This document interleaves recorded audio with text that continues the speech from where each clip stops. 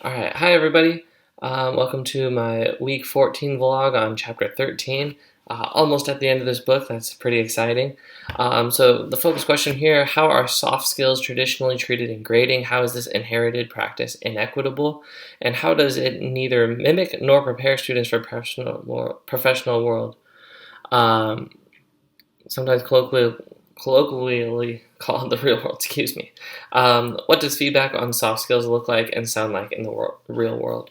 Um, First of all, I want to start by saying that I think that soft skills are really important, and I think that is something that students should be learning at home and in school because ultimately those are the things that are going to help them be successful. Learning how to communicate properly, learning the importance of perseverance, asking for questions, advocating for yourself, the things like that that are implicitly taught in school through different methods, but not necessarily there's like a class for or anything like that.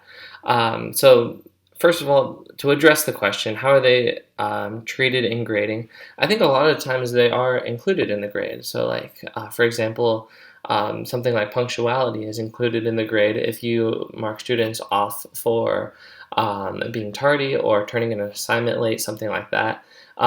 If they follow a different format than what you had intended, you can take points off for not following instructions, things like that.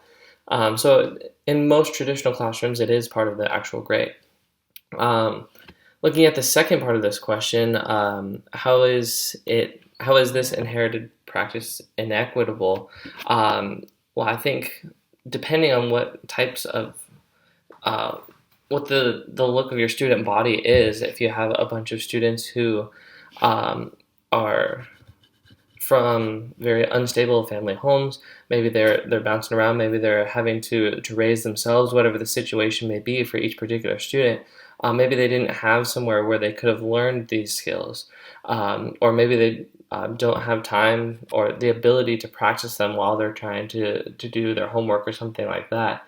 So each student is at a different level in their soft skills, even if they're in the same grade level, maybe in their academic skills. So it would be hard, it shouldn't be measured in the grade for a number of reasons. One, because we're supposed to be grading based on how well they actually know the subject. I'm there to teach them biology, not necessarily to teach them life skills.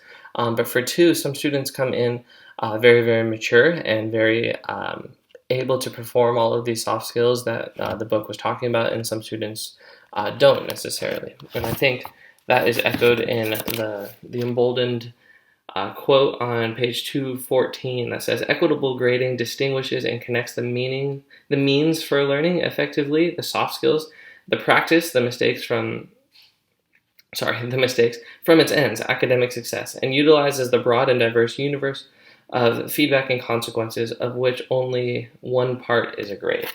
Right, so students are definitely well-rounded and they are tested on all of these different skills, and it's important to distinguish should we where should we focus our grading on, and I think that should be focused strictly on the hard skills and how well they know the content, and not where the soft skills come into play. So that's something that we should be reinforcing, and I think encouraging students, giving them praise when they develop good habits that will help them later in life.